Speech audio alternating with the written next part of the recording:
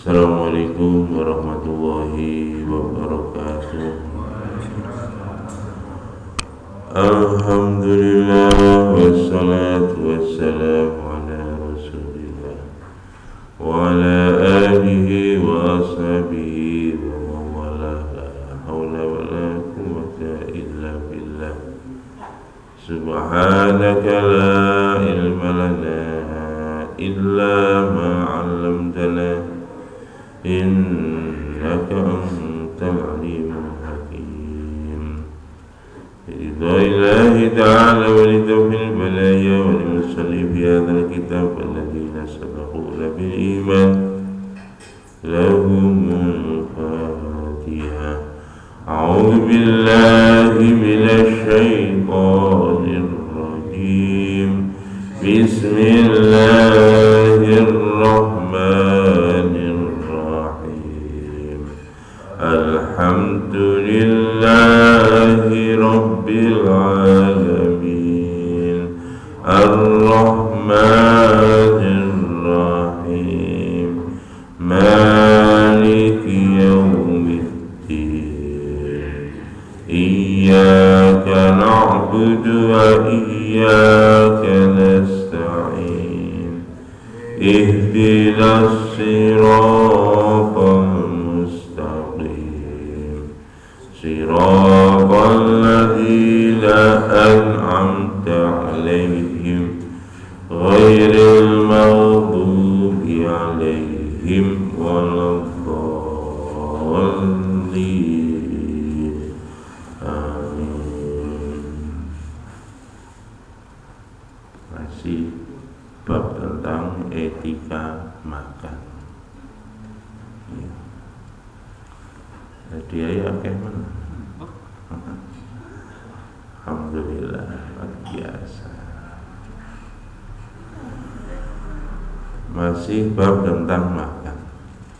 Bab larangan mengumpulkan 2 kurma. Kita oleh Bang. Jika kurma loro nih oleh nak mangan situ. Hati-hati ini. Kecuali idza akala jama'an illa billi rafiqatihi, kecuali atas izin kawannya. Hati-hati undangan prasmanan ya. Undangan prasmanan kok ora mikir koncone. Lawe dipek dhewe. Dosa niku sampeyan. Makane nek mikir oleh jika sate 5 ki oleh, tapi izin sama yang hadir semua.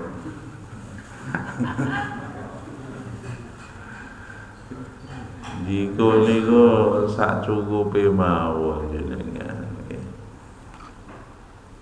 Makane hati-hati ini.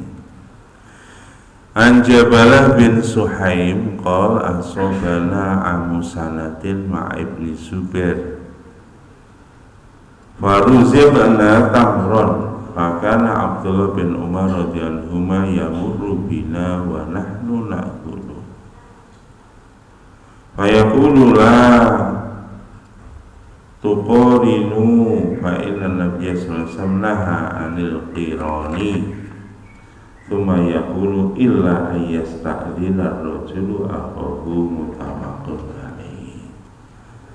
Dari Jabalah bin Suhaim berkata, telah menimpa pada kami tahun paceklik bersama Ibnu Zubair.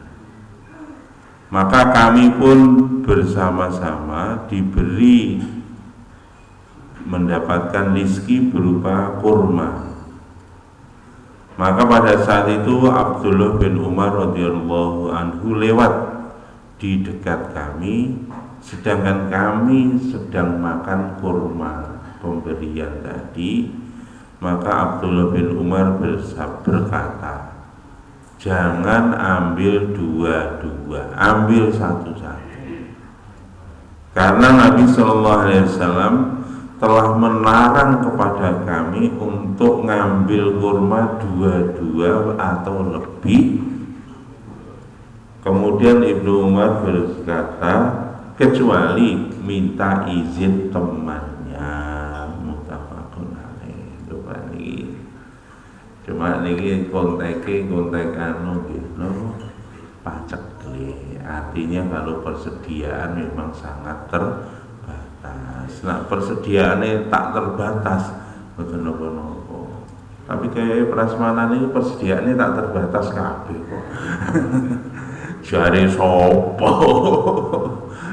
Kenyataane sing keri lho ora uman karo bagian kerupuk sing keri dhewe. Kerupuk pun mboten uman niku. Wah niki nyun sewu. Ojo rakus.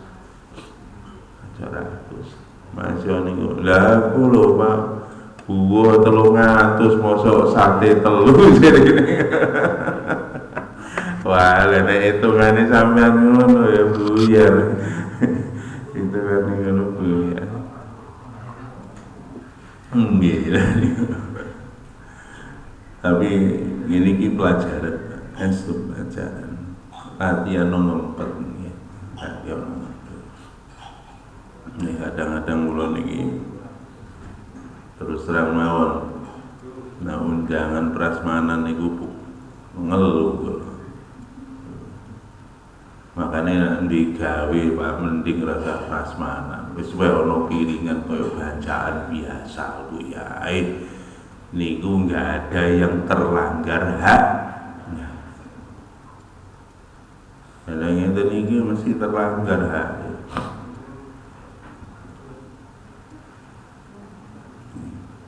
Apa meneh niku kadang-kadang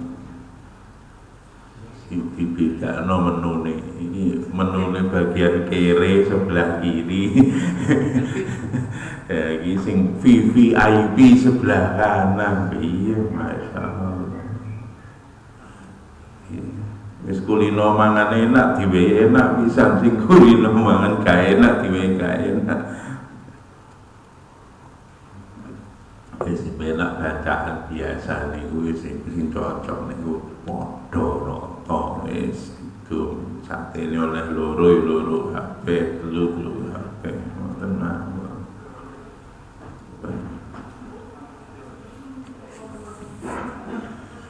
Babu ma yaqulu wa yaf'aluhu ma yaqulu wa la yashba'u. An Wahsy bin Harb radhiyallahu anhu anna ashaba Rasulillah sallallahu alaihi wasallam qalu ya Rasulullah inna naqulu wa la nashba'u qala fala'allakum taftariqun qalu na'am qala fastami'u ala ta'amikum wadhkuru ismallahi yubarak lakum fihi rawahu Abu Dawud. Dari Wahsy bin Harb radhiyallahu anhu niki Pak, sahabat Wahsy meriwayatkan hadis. Sahabat Wahsy niku sing membunuh Sayyidina Hamzah di perang Uhud. Ya, akhirnya mlebu Islam. Yang membunuh dan yang dibunuh radhiyallahu anhuma. Ini gimana ajibnya Pak. Makanya wong niku namanya ya tahu Pak. Nah, wong kelakuane bejat kaya ana apa kita harus sangka baik. Nak tobat ngalah-ngalahi sing Islam luwih cilik luwih lain. Jangan ngoten insyaallah. Tawanan Islamina tobat. Insyaallah. Ini kuwi pasien Jepang enten wong Jepang mlebu Islam. Warang ana wong Jepang mlebu Islam. Tapi sekali mlebu Islam masyaallah. Bahasa Arab ngumpul-ngumpuli wong Arab. Qur'ane apa? Awak dewi Islam mulai cilik. Aduh, juz amal ora apa-apa. Diapal ning ngarep buli ilang, diharap buli ngarep ilang. Ya Allah. makanya Wahsy yang dirayu Pak untuk masuk Islam, terkenal sampai turun beberapa ayat Al-Quran. Jadi ketika diajak masuk Islam, katakan saya mau masuk Islam tapi dengan syarat. Jadi tapi syaratnya jauh abot-abot, abot aku mau. Ya malah apa nih? Makanya di dalam Al-Quran kan begitu. Nah, ini surat Al-Furqan. Walladzina la yaqtuluna an-nafsa allati harramallahu illa bil haqq wa la yaznun wa may yaqul dzalika yalqa athama wa may yaf'al dzalika yalqa athama yudha'af lahu yaumal qiyamati wa yakhlud fihi muhana. Jadi orang itu kalau dia ini tidak, bagaimana mungkin kata Wahsy saya masuk Islam? Allah berfirman yang begitu. Barang siapa yang tidak membunuh orang lain, dia tidak berzina, maka dia akan terlibat di dalam dosa besar dan dia akan abadi di dalam jahanam. Yakhlud fihi muhana.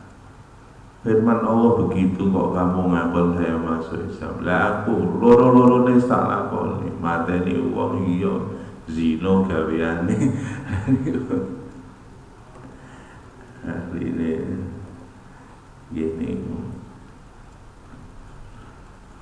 dilaporkan kepada Nabi Wahsy seperti ini, tidak masuk Islam, menjawab dengan ayat Quran. Orang Islam bisa hafal ayat Quran. Akhirnya Nabi mendapatkan wahyu dari Allah. Innallaha yaghfiru an yushraka bihi wa yaghfiru ma duna dzalika liman yasha. Sesungguhnya Allah mengampuni semua dosa kecuali dosa menyekutukan Allah. Disampaikan Wahsy. Maka begitu disampaikan, waduh, syarat itu pun juga berat. Syaratnya tidak menyekutukan. Tadi ayatnya yang pertama tadi, walladzina la yad'una ma'allahi ilahan akhara wa la yaqtuluna an-nafsa allati haramallahu illa bil haqq wa la yaznun. Jadi barang siapa yang tidak menyekutukan Allah, kemudian tidak membunuh orang dengan tanpa alasan, kemudian tidak berzina. Ayat yang kedua turun, syaratnya tidak menyekutukan Allah. Allah mengampuni semua dosa kecuali menyekutukan Allah. Disampaikan ke Wahsy, syarat itu juga masih berat, tidak boleh menyekutukan Allah. Akhirnya turunlah ayat yang berikutnya, ya ibadiyalladzina asrafu ala anfusihim la taqnatu mir rauhillah innallaha yaghfiru dzunuba jami'a. Niki Pak, sayangi Gusti Allah. Wahai hamba yang melampaui batas, janganlah kamu putus asa atas rahmat Allah. Sesungguhnya Allah mengampuni seluruh dosa. Maka setelah itu Wahsy, oh kalau begini saya siap masuk Islam. Akhirnya Wahsy masuk Islam. Setelah itu sahabat bertanya, ya Rasulullah, apakah ayat ini berlaku hanya untuk Wahsy? Maka Nabi menjawab, tidak, ini berlaku untuk seluruh manusia sampai hari kiamat. Makanya pun jangan putus asa dengan rahmatnya Allah. Segede apapun dosanya, sudah Allah Maha Pengampun lagi Maha Penyayang. Cuma hati-hati, ojo pas arep lakoni dosa, Allah Maha Pengampun. Akhire lakoni dosa. Oh nyenyek sampean, nyenyek, temen nyenyek. Artinya apa? Kalau memang kita ini dosanya besar, ya sudahlah, tobat sungguh-sungguh nanti akan diterima oleh Allah. Jangan memutus rahmatnya Allah. Pak, aku arep tobat tato kuwi kebel. Allah Maha Sayang. Ojo didendeni. Oh nak tatoan kon sembahyang iku lho, gak sah wudune apa-apa wudu, gak sah sampean. Oh buyar sampean, rumasane swarga iki kaplingane sampean ta. Allah itu Maha Pengampun. Ngoten lho, digedhekne hati ini. Kita ndak tahu, yang penting dia sudah menuju Allah. Makane sing penting mungkin awas saya sholat ya tutup ono, sing kena itu tutup. Dan perkara diterima orang kita serahkan sama Allah. Yang penting kita berangkat menuju Allah. Kemarin waktu ngaji Riyadhus Shalihin sudah jelaskan sudah membunuh 100 orang saja dia diterima tobatnya oleh Allah. Niki cerita Wahsy bin Harb. Sesungguhnya sahabat Rasulullah SAW bertanya, ya Rasulullah, sesungguhnya kami makan, tapi kok nggak kenyang-kenyang. Coba nih Pak, mangan kok gak warek-warek. Maka Nabi menjawab, mungkin kamu makannya pisah-pisah, dewe-dewe, piringan dewe-dewe. Coba nih Pak, makan piringan dewe-dewe niku mboten dianjurno. Niki marai gak warek-warek Pak mangan ngeten niki. Makanya qalu na'am, sahabat jawab betul ya Rasulullah. Kita makan sendiri-sendiri, piringan dewe-dewe. Niki sing marai mangan ora warek. Makanya jenengan nak mangan piringan dewe terus oh imbuh meneh. Imbuh meneh. Jadi budale piringnya cuwilik ya, ketoke piringnya cuwilik, tibake ping 5 ya padha wae. Jadi nganti-nganti niku apa meneh nek niku hidangane prasmanan ning hotel. Aduh wis. Sembawa arang ngene ampun. Akhire mangan ya kula ning hotel nggih ngoten mangan ya piring cilik-cilik tapi bolak-balik. Makanya tenang, kalau rasanya mangan di hotel itu gak warek-warek, ya gak berkah. Si paling beda nih ngomong, Masya Allah, kalau di rumah itu makan sama sambal itu rasanya nikmatnya luar biasa. Apa? Kalau Dewi ngerasanya kan, mangan di hotel-hotel berbintang itu tidak senikmat makan di rumah. Itu ini ngomongan ibu ya masak mbok raketan maca-maca subhanallah, maca-maca tasbih, maca sholawat. Jadi dimakan tuh barokah. Makanya ibu-ibu nggih nak masak kali wiritan nggih. Wiritan nggih. Supaya apa? Sego sing dipangan, lawuh sing dipangan, sayur sing dipangan kali keluarga niku nyebabne keluarga yo eling karo Gusti Lena masak kok kalau rasan-rasan ya titenono sak omah lah sregep rasan-rasan niku. Jadi Nabi menunjukkan jadi aktivitas ketika makan itu mempengaruhi aktivitas di luar jam makan. Karena makanan itu suplai energi. Bagaimana energi masuk itu mempengaruhi penggunaan energi itu. Niku ngoten. Nah, jadi ini Pak Hadi ya itu ilmu teori termodinamika. Jadi energi masuk itu bagaimana masuknya energi itu akan mempengaruhi bagaimana keluarnya energi. Niku ngoten karena energi itu dari ini vektor.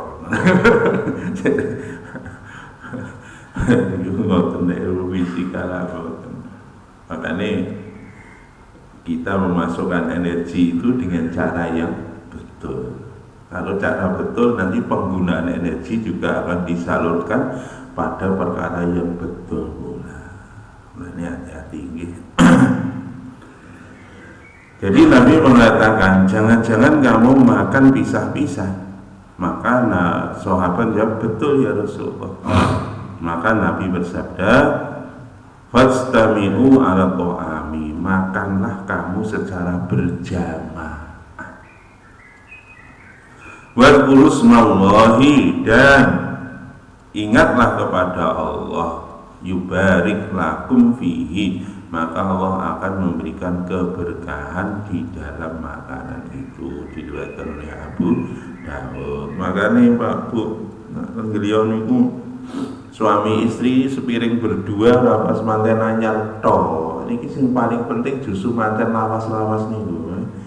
Sepiring berdua, aja berdua, nak perlu berempat karo aku terane yen nampan sing gede niku makan kan. Masya Allah. Wali niki Bapak kalau cerita kejadian Pak. Kejadian di Eropa. Kejadian. Jadi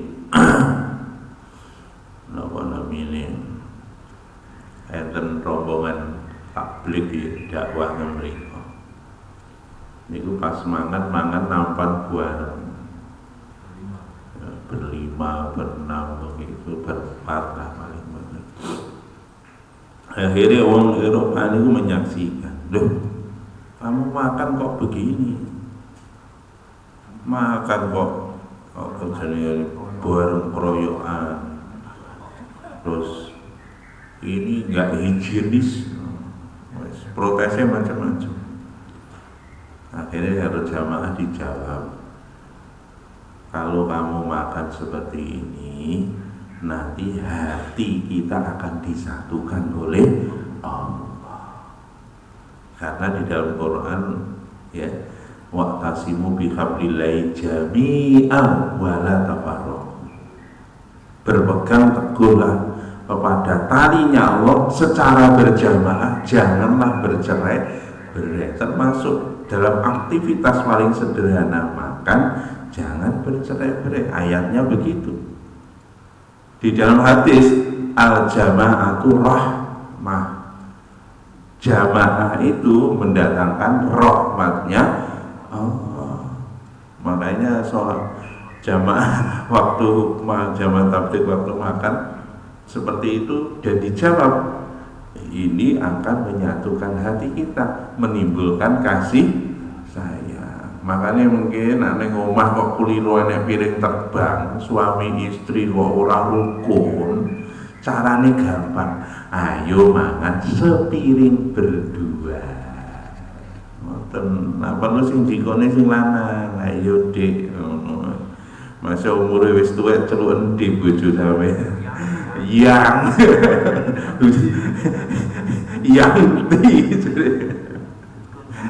yang kongkar yang di Cikone. Niku dikandani wong teng Inggris kejadian. Ini menyatukan hati. Oh, gitu ya. Dia begitu diomongin menyatukan hati kita nanti akan timbul kasih sayang. Kaget diomongin itu. Wah, cocok ini, bagus ini katanya. Mari ngono, oh gitu ya. Akhirnya mulai Pak. Begitu mulai dia sudah menyiapkan skenario. Pokoknya engko tekan omah, bojoku tak jak mangan bareng. Soalnya ora tahu rukun aku sak omah iki lho. Karo bojo cok gewelut kerah ae. Wis, ayo ditenono bojoku tak jak mangan bareng. Lah niku Pak. Ternyata istrinya di rumah itu dia sudah buat skenario Pak. Suami kurang ngajar. Kalau bajingan tengi titenono nak mulai tak racun. Racun. Akhir betul Pak, makanan itu sudah dibumbui racun. Begitu bumbui racun, bojone mulai dengan senang hati. Titeno tak jak mangan bareng. Tenang kok begitu tekan omah langsung dirayu-rayu bojone, ayo to makan sepiring berdua ayo. Bojone kaget setengah mati. Lho kenapa? Loh iki eruh tenan diracun aku dijaman bareng. Akhirnya singkat cerita gini ku. Akhirnya harus diganti Pak. Terus gak situ gawe nopo makanan sing dibubui racun disingkrehno. Begitu disingkrehno akhirnya ya sudah istrinya akhirnya mau makan setelah makan istri ini takut, lho Mas sampean ngerti tak ini panganan ini mau tak racun karena tak pateni lho jari jamaah kae lho iku nak mangan bareng ini menyatukan hati. Oh iya bener ya awake dhewe malah rugun saiki akhirnya nopo Pak jamaah itu digoleki ketemu akhirnya dua orang ini menyatakan masuk Islam. Lho niku lho Pak perkara yang sepele gara-gara makan saja kalau ikut sunnah Nabi SAW maka akan menimbulkan kasih sayang, dampaknya itu luar biasa. Makanya di dalam Riyadhus Shalihin ini Pak etika makan loh ditulis banyak hadisnya. Karena makan ya Pak aktivitas rutin Pak sedina paling orang pengen telu. Kalau aktivitas rutin ini disertai dengan adab yang betul yang dicontohkan Nabi, energi yang masuk dengan cara yang betul, maka nanti penggunaan energi juga berada pada cara yang betul juga akan membawa dampak keberkahan di dalam aktivitas harian kita. Makanya ini sangat berpengaruh Pak. Cara makan itu dengan aktivitas harian. Masya Allah. Maka Nabi bersabda, jadi berjamaahlah kamu makan dan sebutlah nama Allah ketika makan. Yubarik lakum maka Allah memberikan keberkahan kepada kamu fihi di dalam makanan itu. Diriwayatkan oleh Imam Abu Dawud. Makanya niku nak makan berjamaah, nak barokah makan menyebabkan kita ini gampang taat pada Allah dan juga menimbulkan kasih sayang di rumah kita. Makanya gue Pak nak mulai bisa-bisa nggih nak perlu melino nggih. Niku sak omah niku gawe nampan situ. Nah, niku korah-korahe lho gampang. Nggih to. Niku nek diitung meneh lho Pak. Nek anu korah-korah lho sabun yo entek piro, jan wemate gak karo-karoan Pak. Sabun yo entek piro, murah wis. Mirip kabeh nggih. Nggih. Termasuk kuantitasnya. Itu Pak nanti di belakang makan tuh kalau berjamaah itu akan mencukupi. Babul amro bil akli min janibil qis'ati wa nahanil akli min wasliha niki. Jadi bab makan dari tepi nggih ke tengah, jangan makan dari tengah. Nggih, niku nak makan jamaah mangane saka pinggir nengah. Mboten saka tengah minggir apa dicrong-crong mboten nggih. Pinggir tengah. Wa qauluhu sallallahu alaihi wasallam fi hadisin kul wa kul mimma yalika. Jadi Nabi sallallahu alaihi wasallam beliau bersabda dan makanlah dari apa yang dekat dengan kamu. Hadis berikutnya wa ini Ibnu Abbas radhiyallahu anhu ma'ani Nabi sallallahu alaihi wasallam qala al barakatu tanzilu wasta ta'ami fakulu min hafataihi wa la ta'kulu mi waslihi rawahu Abu Dawud. Dari Ibnu Abbas radhiyallahu anhu berkata dari Nabi sallallahu alaihi wasallam bersabda barokah itu turun di tengah makanan. Barokah akan diturunkan oleh Allah ke tengah makanan. Maka makanlah dari tepi menuju tengah. Janganlah kamu memulai makan dari tengah. Artinya apa? Lalu kita mendahulukan makan dari tengah, nanti ketika diturunkan berkah sudah nggak ada makanan. Sehingga kita memulai makan itu dari tepi. Nah ini gimana? Barokah itu jangan disepelekan, Pak. Barokah itu, namanya barokah itu sebenarnya definisinya ziyadatul khair, tambahnya kebaikan. Bahkan bukan sekedar tambah, Pak. Nak uang niku barokah niku multiple kebaikan. Jadi kebaikan berantai, Pak.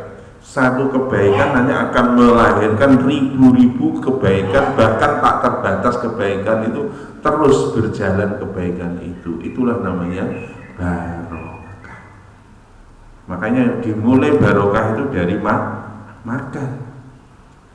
Nanti akan menimbulkan hal-hal yang lain di luar makan, berupa kebaikan-kebaikan yang tidak pernah kita menduga sama sekali. Makanya ini keluarga yang dibarokahi, ini keluarganya Nabiullah Ibrahim alaihissalam. Itulah keluarga yang dibarokahi oleh Allah. Kenapa? Karena luar biasa Nabi Ibrahim itu kita lihat barokahnya Nabi Ibrahim sampai hari ini ada air Zam-Zam. Gak pedot, Pak, kebaikan sampai hari kiamat. Bayangkan satu kebaikan, seorang istri taat kepada suami dalam keadaan suka dan duka, dalam keadaan terpepet untuk mentaati Allah, untuk mentaati suami, maka barokah seumur hidup, bahkan sampai hari kiamat. Ada air Zam-Zam. Dan luar biasa, Pak, Zam-Zam itu 5 syuriba lahu. Sapa wonge di penyakit apa mawon jenengan kok ngombe Zam-Zam, nanti penyakitnya akan dihilangkan oleh Allah atas izin Allah. Enten Pak dulur wis lara sembarang kali. Aduh, diponis umure karek kurang pirang dina. Iso waras. Gara-gara umroh mriko mbon isu awan sore ngombe Zam-Zam, adus Zam-Zam pisan. Jadi nggawa sak crigen ngoten niku nggih tinggi adus kebyur, nggawa sak crigen adus kebyur isu sore. Ajib. Kanker itu hilang. Mulai diperiksa dokter niku lho, porsi dengan izin loro, Pak. Iso waras apa mati, mati ya husnul khotimah. Nah, mati kan tambah waras tuh, Pak. Umure tambah hilang kabeh, kanker ya hilang. Coba kok ini mari ngono gak mati niku wis terdiri kali Gusti Allah. Tapi setidaknya itu nanti kesulitan di dalam kesakitan akan dihilangkan oleh Allah. Dan ini Pak, jadi penting barokah itu, karena barokah itu akan melahirkan kebaikan yang tak terhingga. Akhirnya dari Nabi Ibrahim itu keturunannya hebat-hebat, menurunkan Nabiullah Ismail yang menurunkan kanjeng Nabi Muhammad, menurunkan Nabi Ishak yang menurunkan nabi-nabi Bani Israel. Itulah kehebatan keberkahan keluarga Nabiullah Ibrahim alaihissalam. Makanya jolali nak dahar minta barokah, Allahumma barik lana. Kita ini sering kali mendoakan barokah, termasuk nak lagi manten anyar, kita memberi ucapan kepada manten juga begitu, barakallahu laka wa baraka alaikuma wa jama'a bainakuma bi khair. Barakallahu laka, semoga Allah memberikan keberkahan kepada kamu. Laka itu perkara sing seneng. Semoga semua sing seneng-seneng itu berdampak pada wa barokah alaikuma, dan perkara-perkara sing gak enak itu juga mudah-mudahan menghasilkan keberkah kepada kedua mempelai. Sing enak gak enak muga-muga dadi barokah. Masane manten iki enak terus to mboten. Enake manten iku lho. Ya. Paling manten anyar wis seminggu, saulan, 2 bulan lagi niku mengki ono gak enak barang. Apa meneh nek wis hamil iki dikira enak to, gak enak takok ibu-ibu. Sampeyan wong lanang gak rasakno. Lah niku gak enak. Tetapi gak enake kalau kita ini minta barokah, nanti gak enake akan menghasilkan kebaikan yang tak terhingga berupa anak-anak yang soleh. Nah, anak soleh itu wong tua seneng ati marem di dunia, belum nanti di akhirat. Ya jelas kalau anak soleh senantiasa mendoakan kedua orang tuanya pasti senang. Dan itu setiap aktivitas Nabi menganjurkan doa keberkahan. Niku mau manten anyar, mau kawin, mau makan, itu doa keberkahan.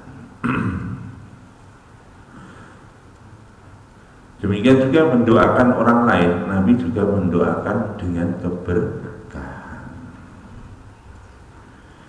Wan Abdullah bin Busrin radhiyallahu anhu kana Nabi sallallahu alaihi wasallam qas'atun yuqalu laha al-ghurra'u yahmiluha arba'atu rajulin falamma anhau wa sajadu ad-duha utiya bi tilka qas'ati yakni wa qad surida biha fatafu alaiha falamma kathulu jasa Rasulullah SAW faqala a'rabiyu ma hadil jilsatu qala Rasulullah SAW innallaha ja'alani abdan kariman walam yaj'alni jabbaran anidan thumma qala Rasulullah SAW kulu min hawa alaiha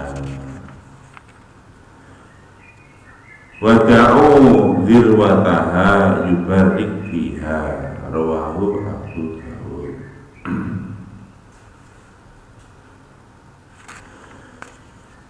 Ini dari Abdullah bin Busrin radhiyallahu berkata, dulu Nabi SAW memiliki nampan. Memiliki nampan. Yuqalu laha al-ghurra. Jadi nampannya itu disebut dengan istilah ghurra, yaitu piring besar. Yahmiluha arba'atu rajulin. Nampan itu dibawa sampai besar Pak, dibawa oleh 4 orang. Jadi nampan ini itu digotong wong papat. Artinya besarnya itu bisa diangkat oleh 4 orang. Ini untuk mengilustrasikan gede ini. Itu bisa orang mau namanya wabot wesi kudu diangkat wong papat boten. Artinya besarnya itu sebesar diangkat oleh 4 orang, atau nampan itu kalau untuk 4 orang duduk itu pas. Ngoten nggih, niku ngoten. Maka ketika Nabi di waktu pagi sholat duha, ya, kemudian setelah sholat duha, maka dihidangkanlah kepada beliau nampan tadi yang telah diisi dengan roti farid. Ya, niku dihidangkan jerone di enten roti ini kok duduk roti tawar roti sing ngarep sing plek-plekan niku roti farid niki fawaqafu 'alaiha, maka Nabi pun dengan beberapa sahabat, ya, Nabi dengan beberapa sahabat duduk mengelilingi nampan tadi. Maka ketika sudah berkumpul, maka Nabi duduk dengan duduk duduk di bawah, ya, yang itu nggih sikile didekek teng ngarep nggih, lungguhe ngeten. Hanya Nabi duduk niki, sing tengen niku sing kiwa dilungguhi, sing tengen ditekne ngeten. Niki nampane dah. Itu sunnah seperti itu. Melihat Nabi duduk seperti itu, tiba-tiba ada orang Arab kampung bertanya, "Mengapa engkau duduk seperti itu?" Orang Arab Badui tanya. Maka Rasulullah menjawab, "Sesungguhnya Allah menjadikan aku hamba yang mulia, bukan menjadikanku raja yang sombong lagi congkak."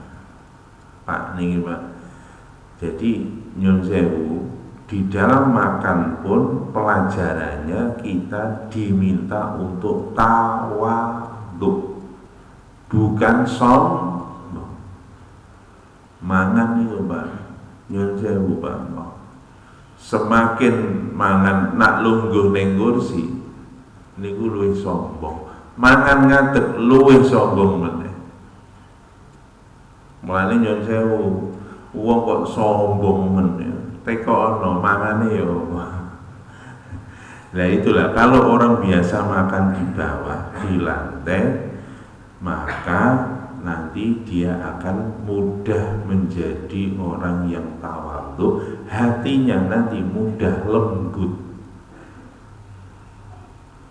Kok keras kepala niku Pak, wong sombong, jaim, keras kepala niku rata-rata senengane mangan ning ndukur, gak gelem mangan nang ngisor. Jadi kalau ingin jadi hamba yang mulia, duduklah seperti ini, kata Nabi begitu.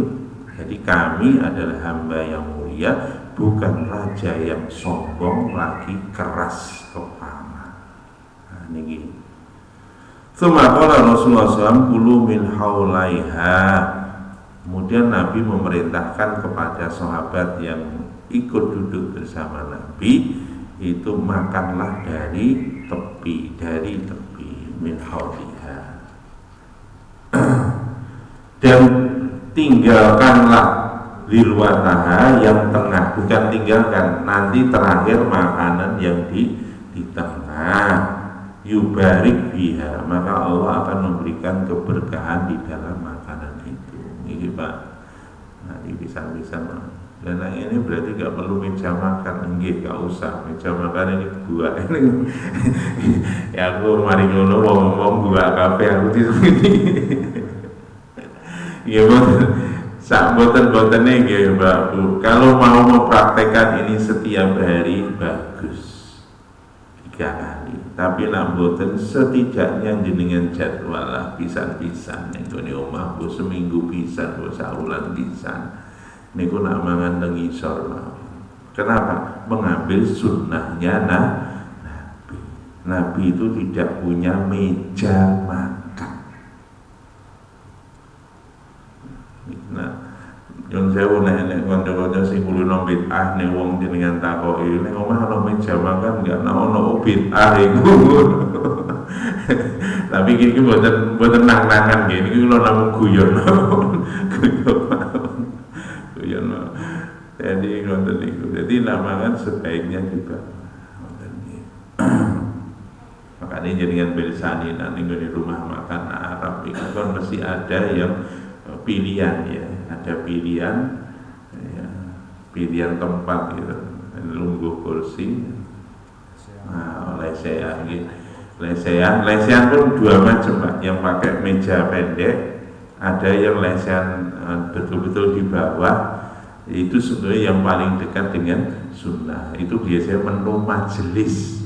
Nah ini warung-warung makan Arab begitu, menu majelis.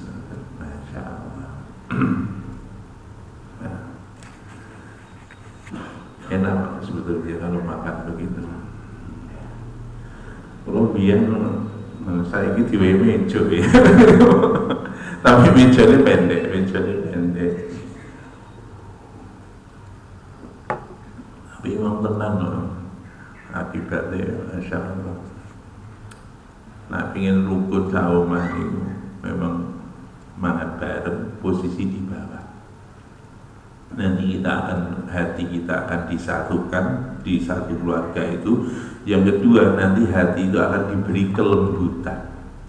Hati ini lembut. Itu akan. Pun si tongkat semua siakan. Ini ada anu nih soalnya hadiah ini, insya Allah mungkin dilanjut minggu depan ya. Nanti masih bab makan. Bab makan mau nih eksperimen terus mesak bulan. Tapi ya mudah-mudahan Allah berikan taufik hidayah pada kita. Mau sing pun dingerteni niki dilakoni bareng. Enten bener saking Gusti Allah salah saking kula untuk dengan doa itu subhanallah wa bihamdihi asyhadu an la ilaha illa anta astaghfiruka wa atubu ilaik.